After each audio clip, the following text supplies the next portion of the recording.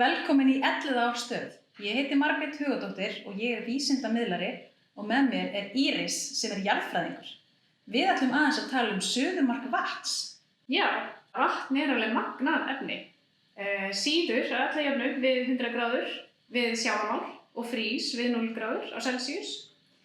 Og vatn er eðlisþyngst þegar það er við 4 gráður og er grunnvatnið okkar að jafnaði við það hitastig. Tökum sem dæmi, ef við erum uppi á Everest, þar sem að þrýstingurinn er minni heldur en við sjávarmál, að þá getum við soðið vatn við rúmar 70 gráður. Þannig að vatnið er ekki alltaf að sjóða við 100 gráður. Það er misjafnt eftir þrýstingi. Já, það er nefnilega misjafnt.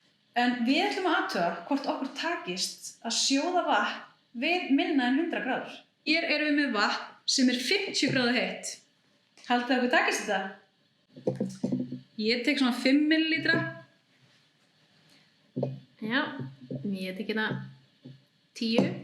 Svo setjum við fingurinn fyrir gatið á sprautunni og minnkum þrýstinginn. Vatnið síður. Þessa tilraun er hægt að gera heima með hlutum sem við finnum á heimilinu, eins og hitamæli, vatn og sprauta, en það þarf að gæta sín að brenna sig ekki á hitavatninu, þannig að vissara hafa eitthvað fullorðið með sér.